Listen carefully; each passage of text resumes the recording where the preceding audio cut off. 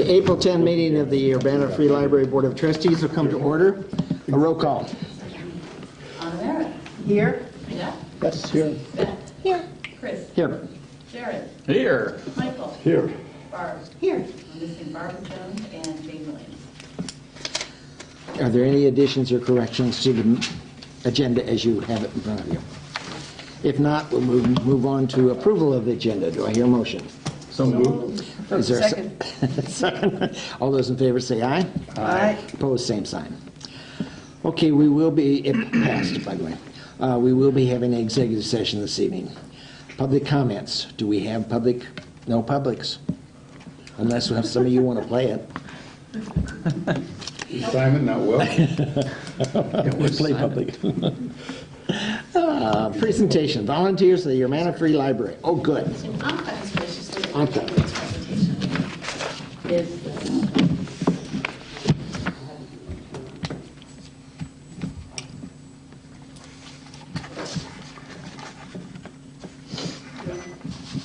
That's a good sign.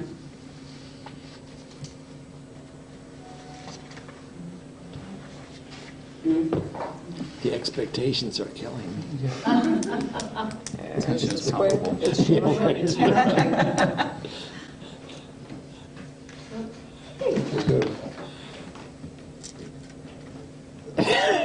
at that one. That one, last switch.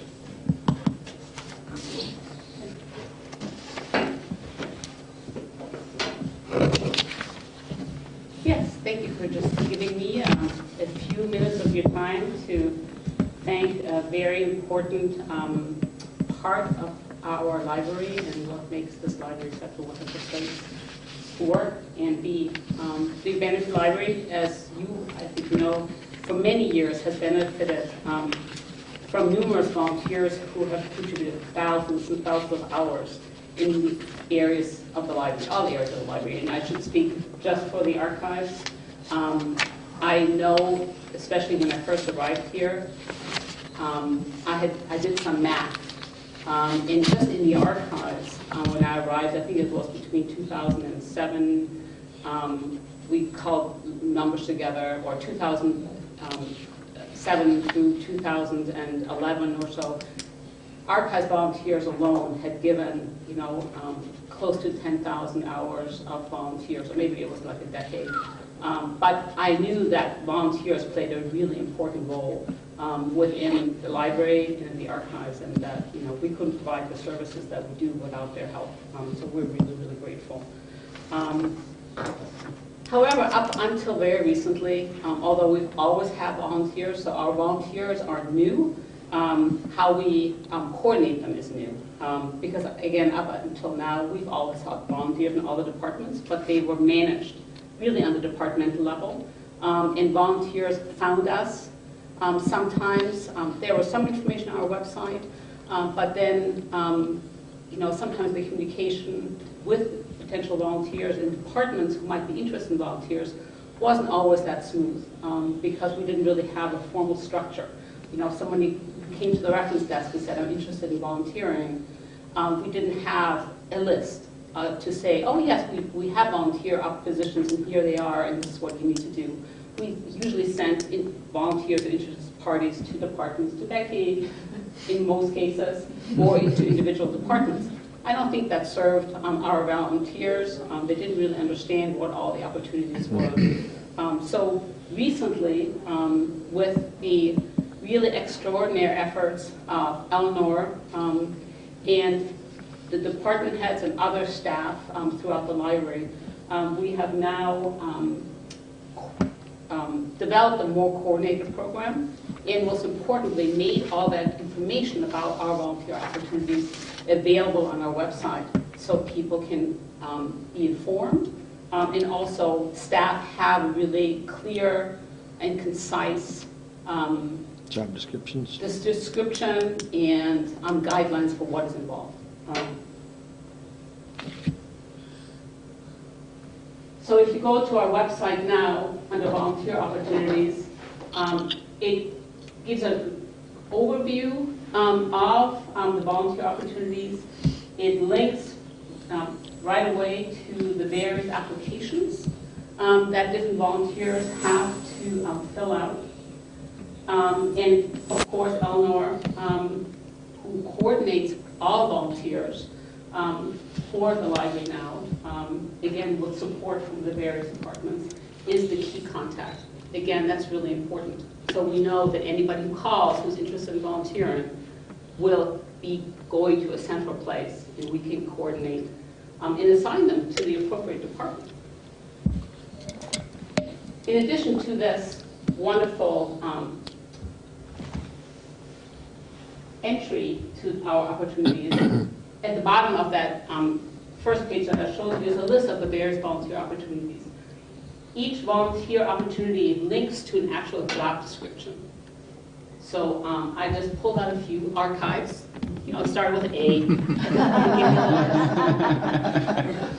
And for each volunteer opportunities, there's position description, responsibilities, time commitment, qualifications, training and support, and benefits of volunteering at the archives.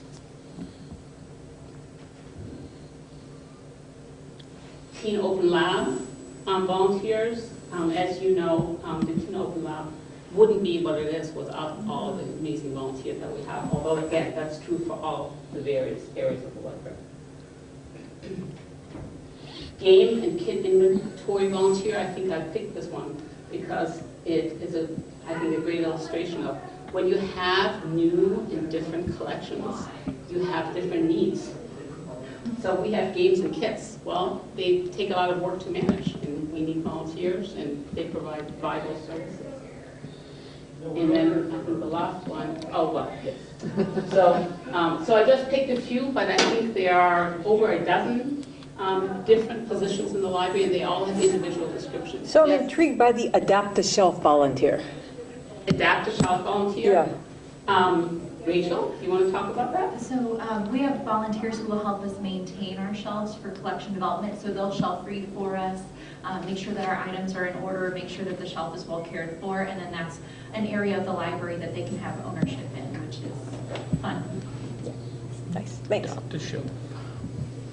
Do you have any other questions? Yes? So does this include people that would volunteer to read and multilingual kind of opportunities, or are these more kind of staff function volunteer? I mean, I'm just thinking of people new to the community that might want to come in and read in their language, or what, I don't know how you handle that. Is that a different sort of thing? Or? So since Eleanor is our central intake person, she provides basic orientation for every volunteer who comes in, but then she also screens them. So if they are interested in opportunities that aren't available, she can look at that and then contact the appropriate person in AYS, for instance, and indicate that that person is interested in participating in story time, and then we could build an opportunity for that volunteer. But that right now you don't have a description for a position like that per se, right? And that will be true in archives. I mean, I think the description of the archives volunteer area is very general, but we have students or people from the community that come in with special interests and a certain skill set, and we want to match them with the right task that they will also enjoy, and again, it matches their skill set and their interests. So again, I think the job descriptions are the baseline, and those are benchmarks for what is required for each position, but I think every department has a variety of needs, and You could almost build like one of these apps where you need a plumber kind of thing, and you could no, but I mean somebody with a craft skill or a special, academic background that could come in for a particular program or something. Yeah. Eleanor has a database, actually. So people log into a database to log their hours, and I'm not sure other things are in there, but it is possible that skill sets are a factor. I can check on that. That's part of the application, actually. Okay. So sorry to ask so many questions. No, this is So okay. is this pretty common in libraries, or do you think you're More so.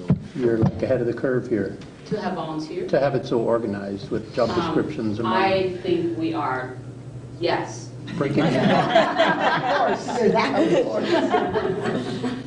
Well, no, just an indication that you're getting on top of things rather than just you know, getting through the day and getting through the week. It's kind of cool. I think it's really important because, again, I think volunteers aren't just ways for us to keep people who come through the door interested in the libraries to find things to keep them busy. You know, they play a vital role. And so it's really important, I think, to recognize them for that contribution, but also to build an infrastructure that manages them appropriately. If you're not, I don't know if you've ever had the experience of like working at some place and then all of a sudden you're not there anymore, or a school that you graduated from, it's very hard to go back in. I mean, you would think, I used to live here, this was my life, and now, and there are people out there that just would love to be a part of the library, but you need to sort of pull them in without them having to go to do the extra, you know what I mean? I mean, I don't think everybody's like that, but the good percentage of people would love to do stuff if only asked. You know, that's right. Asking. Well, like I said, I think that's the strength of the volunteer program. And I think also how Eleanor organized and is presenting it is that there's not just a page that says, would you like to volunteer at the library? Click here or call here. There's actually a description of the different tasks and opportunities, because I think for someone in the community who might go volunteer, might not know what could I do at the library. That will be helpful. How could my skills match the library's needs? And I think by having all those descriptions gives people that. who would guess that we might need somebody to take care of a garden out front or something like that? Yeah. Exactly. If Eleanor is the hiring, who fires them? Well, first of all, Eleanor screens them, and the volunteers are then screened at the departmental level. Are we prepared to fire volunteers? Yes, Okay, absolutely. that's what I want. And so there are expectations laid out with the volunteers. So, for example, we do different types of training, like the sexual harassment training, so that when the volunteers are here, they know what the experience should be like for them. If they see something they don't want to see, if they're feeling harassed, they should know that they should not be harassing other people. So they have a certain level of orientation, like we were saying, but we do set expectations. So some places are very strict about if you miss so many volunteer shifts, there are so many people in some communities that want to volunteer, you can lose your slot at this prize job, which could be story time. So we recently launched this site. She's taken, I think the past year, she's really delved into building up this infrastructure. So this is newer, and I do believe that outreach to the community to let people know that these different opportunities are available, and that's going to be a big part of like year 2. Because you're right, some people like to be asked, and to know that we want and encourage them to participate in the library in different ways. And I do ask the question with all seriousness. Sometimes volunteers need to be told that your help is not needed in some fashion. Your presentation is very special to me.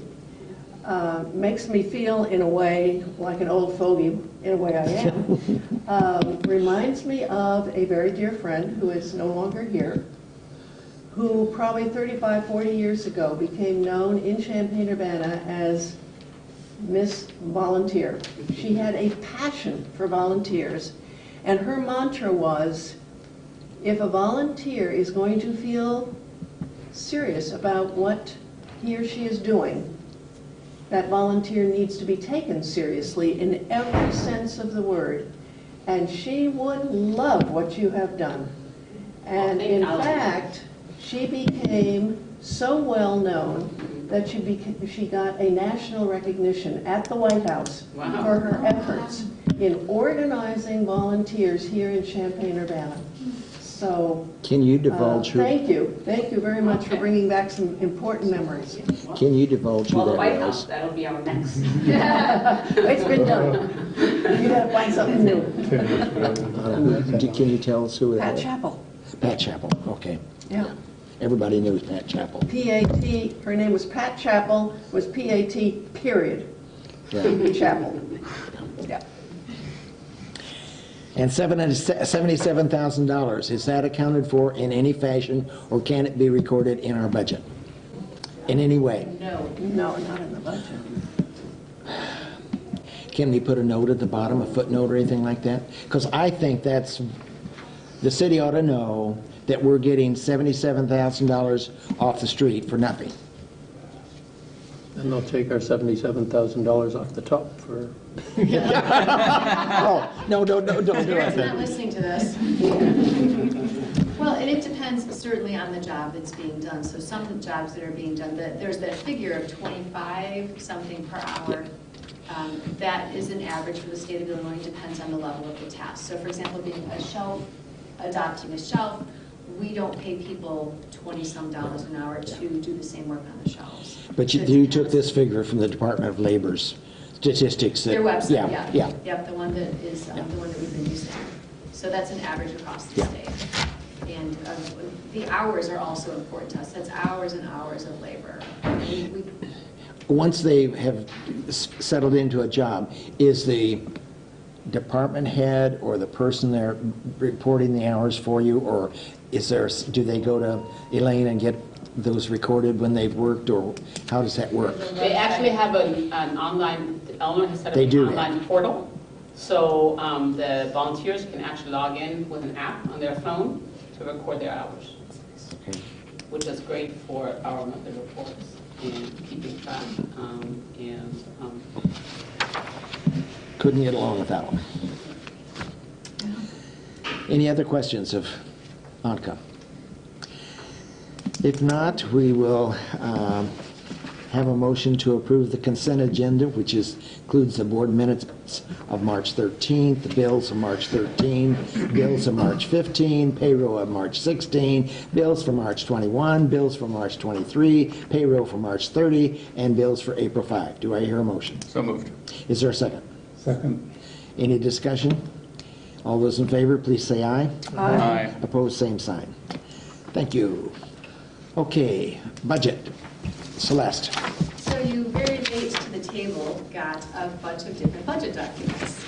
It came to my attention on Friday that there were some things we needed to handle differently in our budget. So I took a bunch of time. Everybody here worked tirelessly on this to make sure that we had the information that you need in order to move ahead and to pass a fabulous budget to serve our community well. So you have a couple of different pieces of paper. You probably will, is likely want to take a look. Last month, I gave you the draft budget and then a couple-page memo. This memo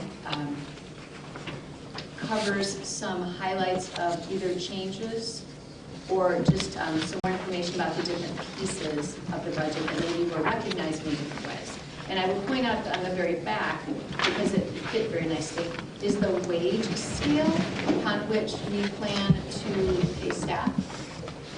So it's on the back of the photocopy, fiscal year 19 budget memo part 2, there's a wage scale on the back. So I'm going to stand up because it's easier to talk to. So this one right here. So do you have a fiscal year 2019 budget memo part 2? Let's get that. It was over there. Oh, it was up there. Oh, sorry. Because, yeah, it wasn't that. That's right. It wasn't online. Yeah, I'll get No, not yet. All right. That's it. So I think everything, So do you have one, Michael? I think increasing from this back. Thank you. I'm glad Yes, yeah, yes. Jared, do you have one? Yep. Great. Anna, you Thank have you. one? Yep. And Just, do you have? There we go. Yeah. Okay. Oh, yeah, there it is. So on the back is the wage scale. And how this works is the city has said that they are giving their non-bargaining unit staff and their one of their unions at least a 1% increase. We raise, in this first column, there's that base column, from the column to the far left. How we handle this to get the 1% is we raise the base 1%. And then what happens is that raises the increment. The increment is the difference between the different steps. So between the base and step 1 to 2, 2 to 3, 3 to 4, 4 to 5, et cetera, up to 4 to 5. And then what people get is the difference is the number of increments. So between step 5 through 9, the only increase that staff get is that whatever your percentage to the pay scale increase that you would get. That's it. And staff get more vacation days accrued. And then between step 9 and step 10, they get the increment again. So the reason I point this out is because when you look at, in the steps, the increment, that's a 5% off of the base.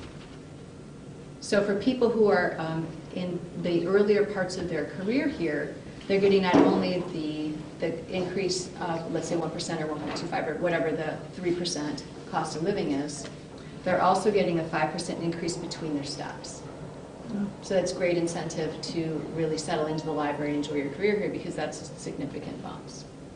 You threw in the term cost of living. Well, Is that it's a percentage, and the cost of living may or may not be a part of it some years, or what? so cost of living was the wrong technical term to use. Thank you for pointing that out. Yeah. It's a raise to the base of the pay Yeah, scale. okay. Yeah, not necessarily. Yeah. So thank you for Yeah, not- clarifying. I was yeah. wrong to say that. Not necessarily, okay. Yeah, so for example, for us, the raising the pay scale is 1%, which is what has been negotiated for the city.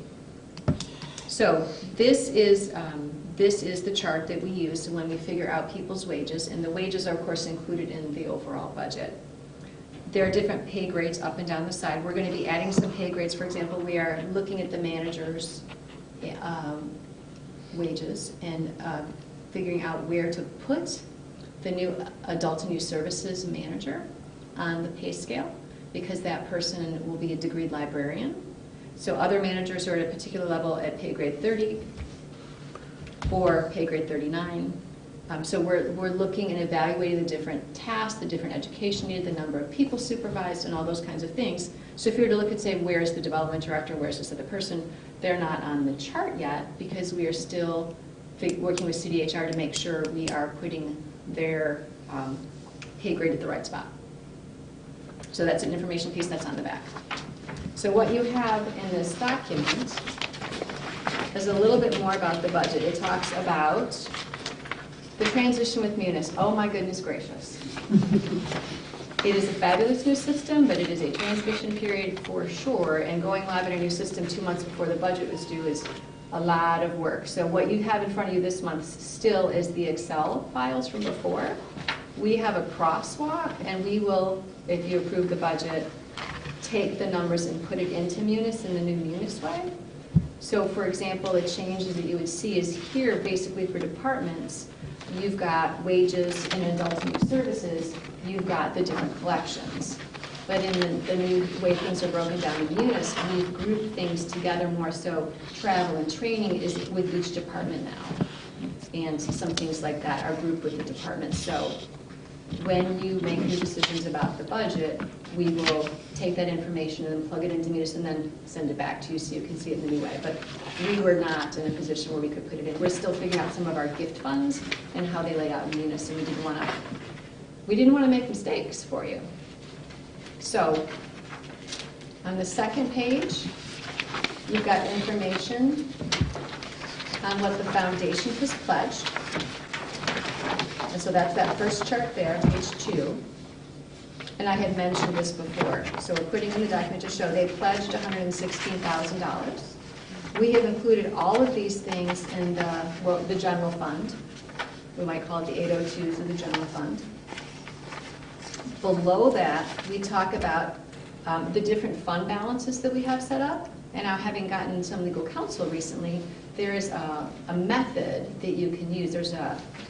There's a mechanism that you can use, which is mentioned in the state law, so that libraries can set up a special reserve fund where you can put money for equipment, like our IT equipment money we've been setting aside, and for buildings. So either for expansion of a building, for repairing a building, for buying a building, you can put that money in one fund that covers all those things and draw upon it as you will.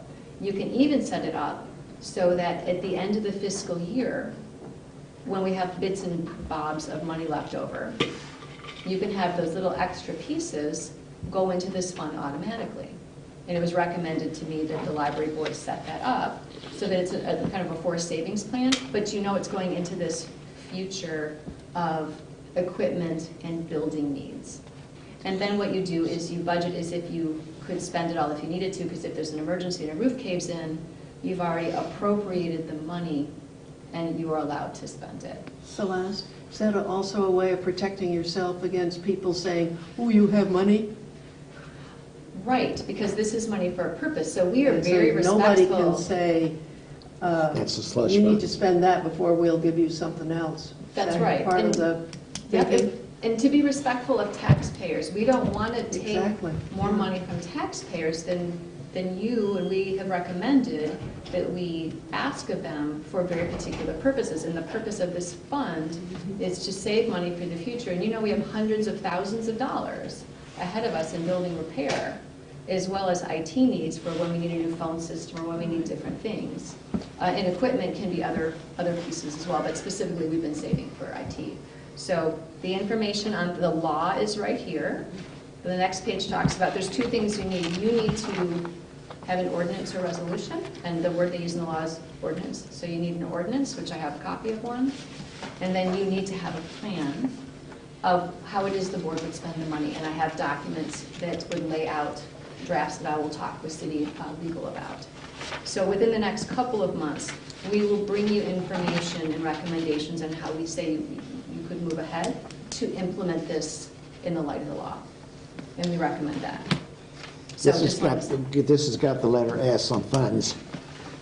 Is it one fund with lines, or are there separate funds down here? Currently, we have two funds. And so I was indicating that there were two funds. There's the IT capital expenses fund, and then there's the building capital expense fund. We would put it into this one special reserve fund. We would, of course, keep some type of documentation so that we know, if we wanted to still note how much we've saved for IT and how much for the building, we can track that. Okay. Yeah, absolutely. Or equipment also. Yeah. Equipment that's not IT. At some point, we're going to need to buy a new washing machine or something. So then it talks about the different parts. In addition, we save money every year for the health savings plan.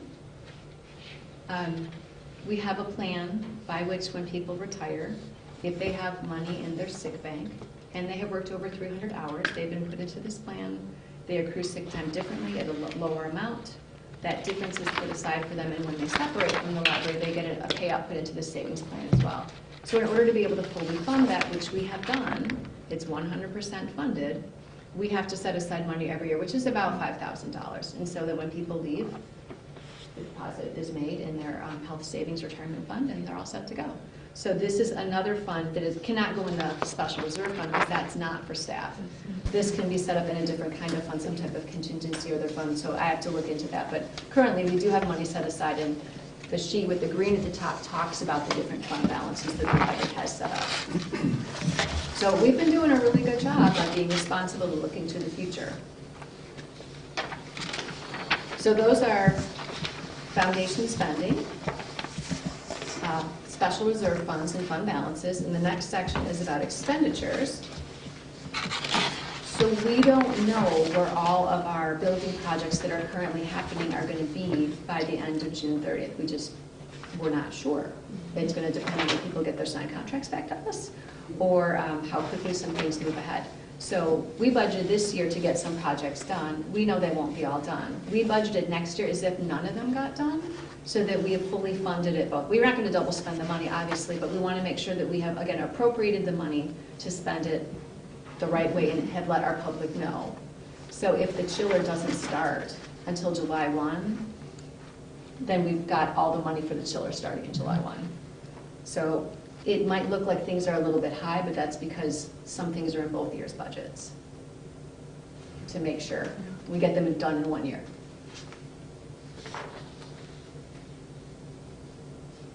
And then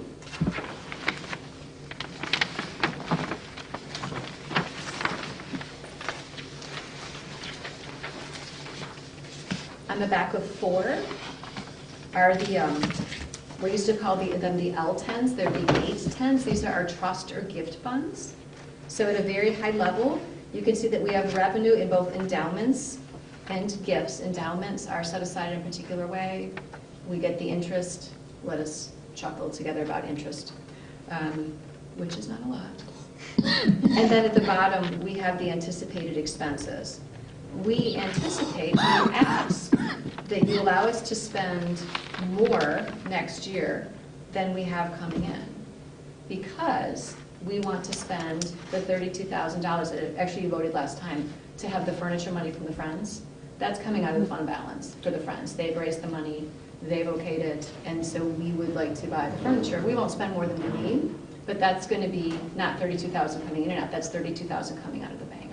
So I've indicated at the bottom, currently, there's just over $530,000 in our trust fund. So though we recommend spending over what comes in, there will still be a healthy fund balance. And what we've been told by donors is when they give us money, they want us to spend it. So you will definitely see active spending, so. So the admin gifts? Yes. Is basically those items like furniture and stuff? Right. Okay. So for example, the Friends line is under the different specific lines are under different departments. So the Friends book sale money is under admin. And then there are some that are just admin general gifts. And so there's about $24,000 in an admin general gift fund. And that's where we propose taking the money for the strategic plan and the money for the DVD conversion project. And the money's been sitting there for years and years and years. This seems to us to be a good place, as opposed to taking those things out of a department. It seems like admin is the place we would recommend. And then we list.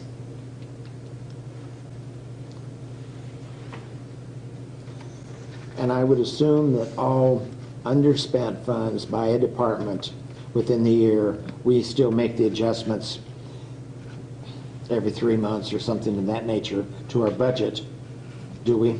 Like we have been doing in terms of adjusting our budget as we go along? So there's two kinds of budgets. The 810s are the gift funds, and we don't have to, so the chart you're looking at now, these can carry a balance from year to year, and they do.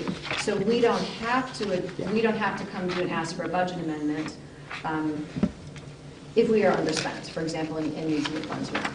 So that won't be as much the case, but yes, if when the general fund, it looks like things are getting a little bit off, we would come to you and say, can we move some from here to there, still keeping the overall spending the same? I wasn't sure Barbara would know, that's why I brought it up, because we adjust the budget. Do we do it every month if we have a reason to? If we have a reason to, we Yeah. come to you, otherwise it can be 4, 5, 6 months. Yeah. The practice had been every quarter before, but sometimes you had something that was more urgent and then there was nothing, so. So that really, at any time you look at our budget, we're pretty much on it. Okay, good. But we're adjusting throughout the year. And departments don't have the prerogative to hang on to it just because they were allocated that initially. It may get spent somewhere else. We talk about those things to see, so for example, right now, we're looking at the building maintenance and repair line. We anticipate being over budget because there's been a lot of building maintenance and repair this past year. So we've looked at the other departments' lines because it's building maintenance repair and building maintenance committed. Maintenance. Those are the two that go together, and they're both right on budget or over. So we've looked at the other departments' lines to see, does someone have an excess? And at least one department has got like $3,000 in a line that they know they're not going to spend. So we start with the, you know you're not going to spend it because needs have changed. We would request that the board pull those things forward.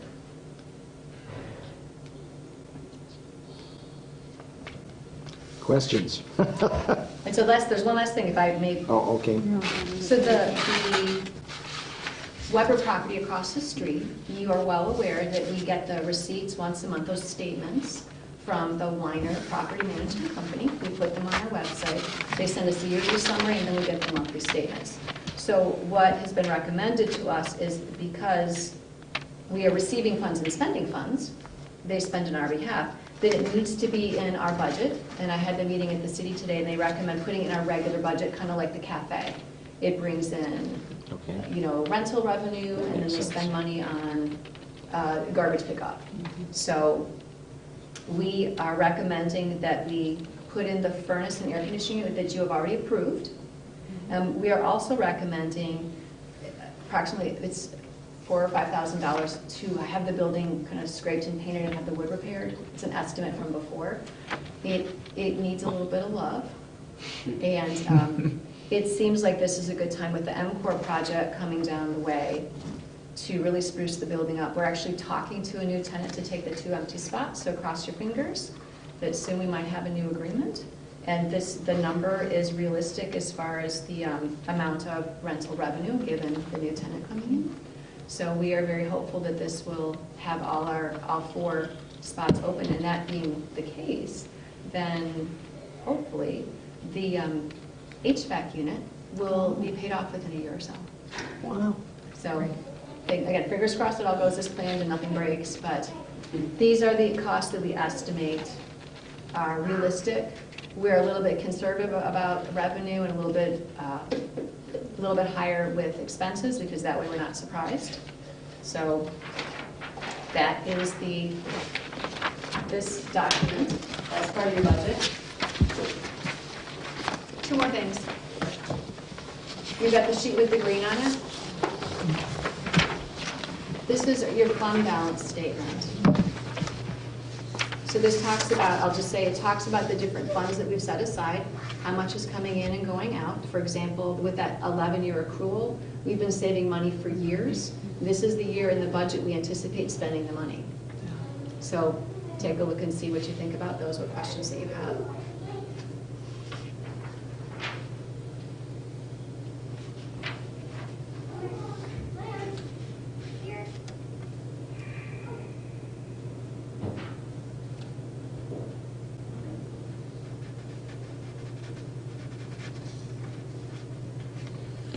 FY18 is completed in June? Correct. Yeah.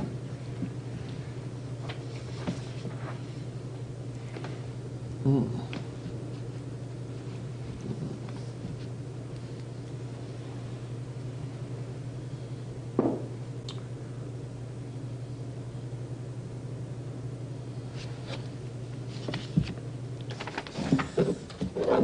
I asked you at noon if we needed an explanation of these. I'm happy to.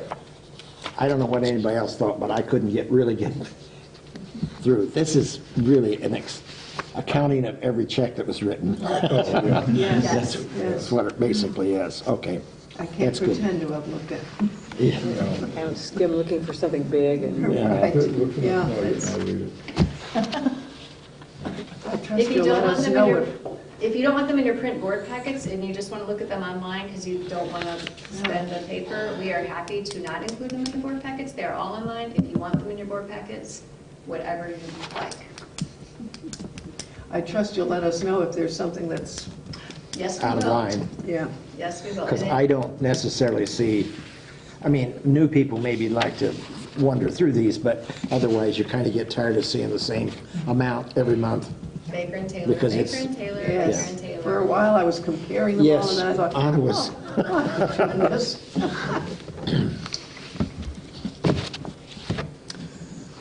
So then the last thing, if this is a good time, you've got a double-sided budget. This is the overarching budget for the library. This is the 802 general fund.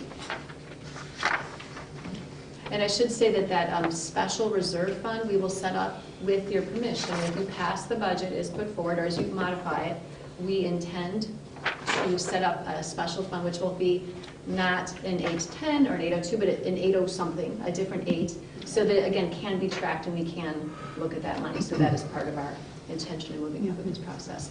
So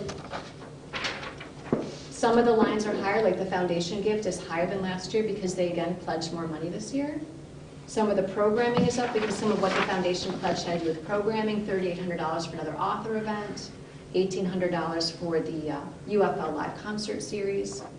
So the city asked that we keep it flat, and except for wages and health insurance, so we were able to bump those up. The other increases you see are either coming from our fund balance to do these one-time projects, or from foundation or friend gifts. Or if we've decreased a different department to move funds into a department. My usual obsession, total utility costs, $155K. Of that, a little more than half is HVAC, heating and cooling. I don't know the answer to that, and I think we were unable to tell because we just have an electricity bill and it's lights. The lights are the And- other big thing. So I don't know which of the electricity bill is from the HVAC unit versus the lights. Right, but essentially all the gas bill is, and Yes. a good chunk of the electricity. Just from having talked with, his name was Todd Ross. Yes. Yeah, it's possible that fiddling around with controls before this summer, Yep, we have. because of yes. this, may avoid most of this business of burning a lot of gas in July. So, maybe there's 10K or something sitting there too, or, recurrent every year, or maybe more. It could be. And we're hoping that the new chiller and the new compressor, being more energy efficient, will decrease the cost as well. But we are all for, we have a couple times reevaluated when the heat comes on, how the balance is, and we're interested in talking to Todd, absolutely. We just had to get through this. Yeah. No, the new one should make it easier to do this because it doesn't have to go all the way on or all the way off. Right. And so if you can run it partway on, then you don't have to burn gas in July to make up for this. May I ask just some quick piece? I think what will also just help us in monitoring our system, as you know, our systems are now monitored by Alpha Control, and we have desktop access to the system, so I can watch what is happening at the library. At this moment, we don't have the ability to dial into that system remotely, but it's something we're planning to do. Not so I can look at it in the evening, but it also means that Dan from Davis and Houck, but also Alpha Control can diagnose and can monitor what is happening with our system. And so, we're wanting to have an open conversation and dialogue with them, kind of ongoing, to make sure that the system is actually doing what they want it to do. Yeah. And for us to be able to possibly diagnose things as well. It'd be great to, have that up and running before the hot weather hits. And I know it's feasible because just retail got installed one in my house where I can, use the phone and find out what's going on. The I only don't line, think it's going to get hot this year, though. I think it's going to be cold forever. Snow in July. about a month. Absolutely. The only thing on the budget of 18 and 19, the difference is you've got quite a sizable, what I call 11,000 sizable for fines and fees. Why do you anticipate that going down so? People are not accruing as many fines and/or not paying them. Or not paying them? Well, if they're not accruing them, they don't need to pay them. So we have allowed people to renew more, which is great. There's an initiative out in library land to really cut back on the amount of fines a library depends on, because when people get fines, they sometimes feel shame. Even if it's 50 cents, $5, they sometimes won't come back because they feel bad about it, as opposed to saying, well, this is just part of having a service. If it's late, you pay your money, move on. So for whatever reason, we're seeing less fine money come in, and we wanted to be very realistic about what we could expect. And again, other places are going fine-free. They're completely removing fines from their revenue stream at all to encourage people to use the library. Of course, if you don't return a book, there's a penalty in that you bought it. And there are ways around that, but we're starting to see more and more libraries. Given the number of expenses that we have coming, all the capital expenses and the situations the city is in, we didn't think it was prudent this year to recommend going fine-free, or maybe fine-free for teens and kids materials. There are the different ways you could tier it. We felt it was appropriate to recommend including fines, and they're going down on their own, so it could be that within a couple of years, if less and less fine money comes in, it's not that big a leap to say, let's just not collect fines anymore, for example.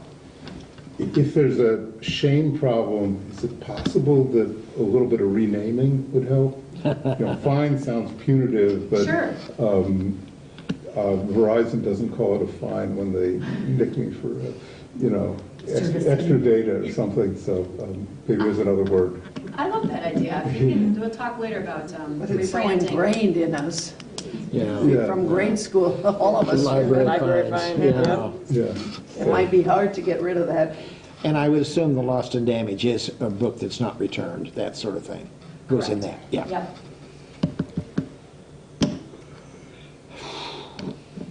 A lot to consider here.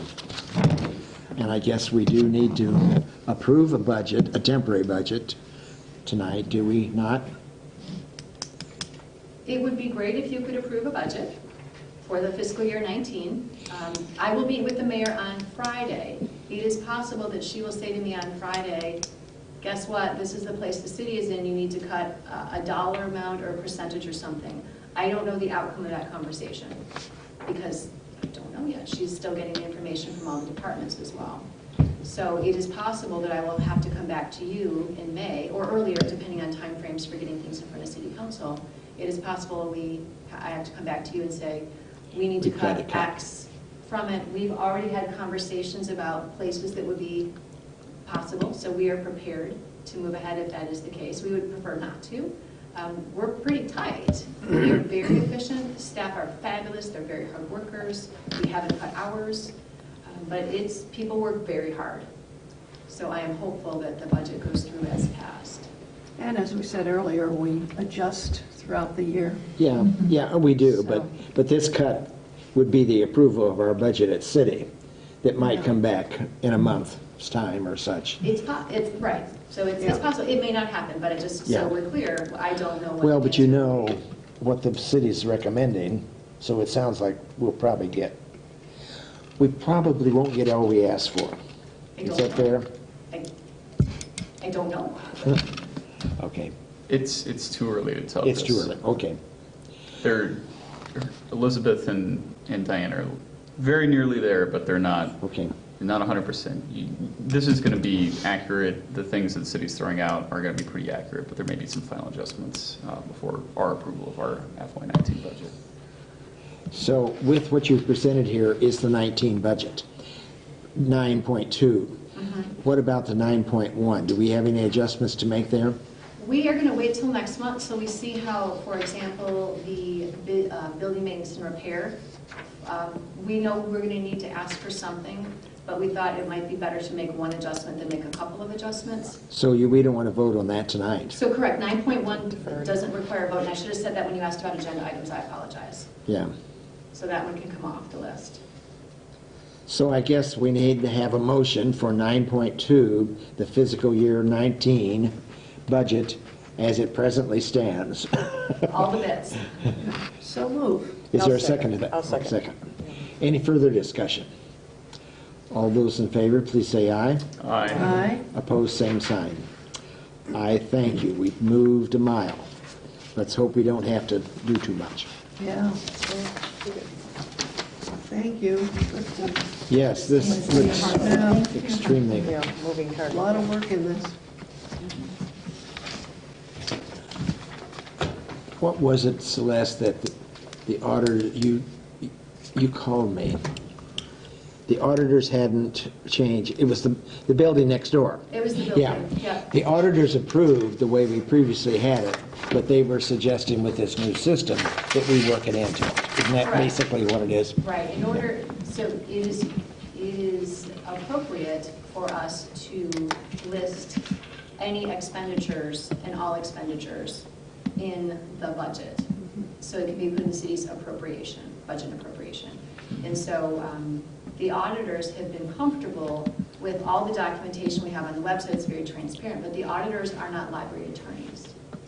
So I had an idea, consulted, we were able to put this in the right shape and move it ahead in the right way. I think it's fine that we put it in, but for an auditor to say we don't know library rules, it does not fly in my book. I mean, that's just a cop-out, I think. Okay. Okay, we've got that approved. Did any items for discussion tonight? I don't know of any. Do you have it listed any? Report from the Friends. Anna? The Friends are meeting tomorrow, but more importantly, they How have much? the big sale over the weekend. And I understand they made about $5,000, and all of that is coming to the library, so hallelujah. It was a smaller sale. It usually is at this, Yes. yeah, so. We got books up off the floor by the second day, I think, pretty much, so it was quite a bit smaller, but it's, Well, if you look in the hallway, sorry to interject, but if you look in the hallway, those are books that were not picked up even by the free day. So it was they tend to bring in about $4,000 sterile set, and this was 5-something. So they thought is it good. did well. Yeah. And there are plenty of books to go out and be sold in Better World Books. So hopefully there'll be a little bit of something coming in later. recently I've seen the Books for Prisoners advertising they were seeking more books or something. I don't know, maybe I was in the post office, but do we ever provide any to them?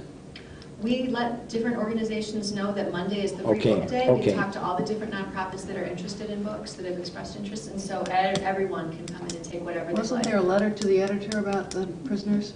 Oh. Maybe that's Books for what it was. prisoners? Today, Yeah. or is- Yeah. Yeah. Orphan's Treasure Box is another place that has talked to us about books, and I know that sometimes they come in, or they have said they will come in and take books to be sold at their place, so. I just had dinner with one of the volunteers at the Books for Orphans or Orphan Books or whatever it's called. And he said it's slow right now. It's very interesting, sort of ebbs and flows. But right now there They are don't fewer donations, and I don't quite know why, but Foundation report, we... Can I ask a quick question? Oh, yes, sir. So the books that are on sale behind the coffee shop, Yes. how do they relate to these books and the ones that are taken off the shelf because they're old or whatever? The Friends have said to us, generally speaking, that our books that are withdrawn are not popular sellers. They may be great titles, but they just don't sell as well at the sales when you've got books that don't have a library stamp on them. Sometimes they'll make exceptions, so maybe they're looking for mysteries or some really great cookbooks or things. We place our children's books that are withdrawn with different children's organizations throughout the community, but the Friends have said they're not as interested, so we package them up and send them to Better World Books so they can get a second life as well. The books that are being sold at the cafe are donated books that we pick because they look special in some way, whether it's a pristine condition or whether it's a really interesting topic, and we think the public would want to buy it before the next book sale. And we recently actually dropped the price. The Friends dropped the price. That's great. So instead of being all the books were $3, they're now $2 or $1, and Eleanor, who's so awesome, recommended selling DVDs for $1, and so we've been trialing some DVDs as well. The books that you weed from the shelves, though, do you go through those and say, perhaps this could be a sale book or not? It depends what the Friends have said. Again, sometimes they will accept our withdrawals, and sometimes they've got so much they're not interested. So we touch base now and again. And if something's really special, again, we do. They come in shelf, the Friends come in sort on Mondays, and then on the weekends as well. So there's usually someone we can get a hold of if we think we've got something special we can add to the book sale.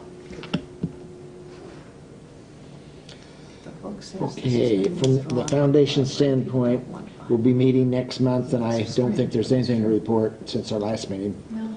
Thank you. The Heartland, do you have anything, Jeff? So they've been trying to rotate so they had, once a month, they have these general meetings of the board, and they've always had them down south, and they're trying to rotate them to different areas of the state. And the last month it was in Decatur, and I believe this month it's in Champaign, I think you're right. which is the 26th, I think. It's going to be on a Thursday, which is a bit unusual, but and it's usually 5 to 7.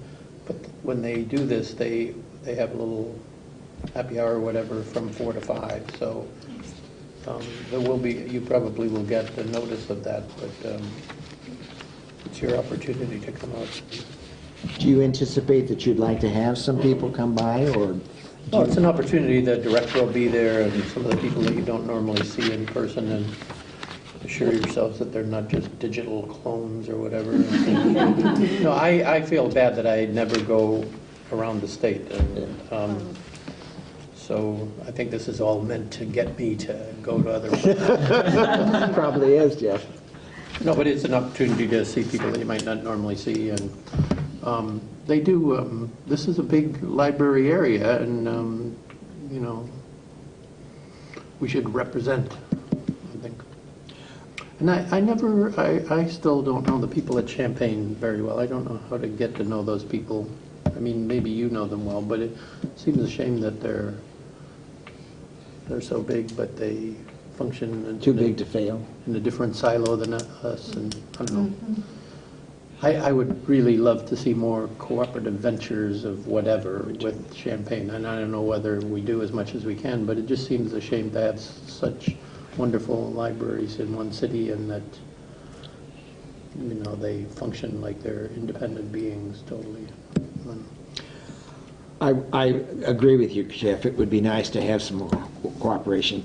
And we had set out a year and a half ago for the director and myself from each of the two libraries to get together. It happened twice maybe, and it hasn't happened since. But I dearly like to meet with Donna, so Right. have we got one set maybe? Or No, but the former president had a post-head Oh, interview. yeah. So. He resigned from the board, I don't know if you and so they've got a new president, and I don't know that person yet. I don't. Well, Let me make that happen. they're always Okay. getting That's a great openings on the point. IHLS board, and I always think somebody from Champaign should do that. And then I look at the website, and I know one person perhaps, and you know, it just seems like they're not part of the conversation. They probably are, but. And today, there were a joint committee meeting with 44 senators to talk to Zuckerberg. So, you know, maybe this is the time to have a joint board meeting, you know, without having the controversy to base it on. I have thought about a joint board meeting, but we've been so involved in nitty-gritty policies that I did not want to do it yet. But I really think it would be nice to, if nothing more than a social event, I think it would be good. For those of you that don't know any of the staff over there, they're really, you probably should know some of them. I know you know some of them. It's difficult to have a social event with the open meeting law. Just gotta be careful what you talk about. We could talk about anything but It sounds silly, but it's. I know. Well, we could have a business meeting maybe and talk about when we could get together again. So IHLS, I'm, you know, just seeing this from the outside, but they seem as though they feel that they're the poor cousin to the rail system up in north. They got money and all this sort of stuff, and yet we're, you know, the University of Illinois and all these big libraries and lots of libraries. So we have the lots of libraries part, but it's the big libraries like us in Champaign and Springfield that we're sort of regarded as not really there with them, with IHLS in some ways. And I think it makes them feel good sometimes to feel like, no, we represent these guys too, you know. And, no, I'm sorry, I'm serious. No, It's like a, you know, and it would help us with the people up north who seem to, you know, do anything they feel like doing. And They got money to do it. Not Yeah. much you can do about that. No, that's right. Big Ever such. demographics, yeah. Anyway. They are very pleased to have you on the board, if I can say that, to have you with all your skills as well as representing the Champaign-Urbana area. That's definitely a plus. I think I'm up for reappointment too. I'm voting for you. But they've given Don't you, tell my wife that I'm doing that. anything else with this? Okay, Celeste, but let's hear from your report. Anything? I said the thing I was going to say, and that I have signed a lease proposal agreement. The person proposed some terms, and I said yes to the terms, and we will talk leases back and forth. So hopefully soon I can tell you about a new tenant moving in and when. I never knew there was a Miss Southern Illinois. I know there are counties, and never knew we broke up the state into having, so that caught my eye, but whoa, didn't know that. And do we have a Miss Central Illinois, a Miss Northern Illinois? East Central? Yeah, East Central. If we do, they're not living in the Champaign-Urbana area and didn't reach out to us, so. No, yeah, this We is would fine. welcome the opportunity to host other Miss Is at the Sure. library, but they haven't reached out yet. Yeah, that's interesting. Call attention to the professional development of MC and Lorraine. Yeah, that's I thought that was pretty nice. Yeah. I guess there's nothing else. Probably see you.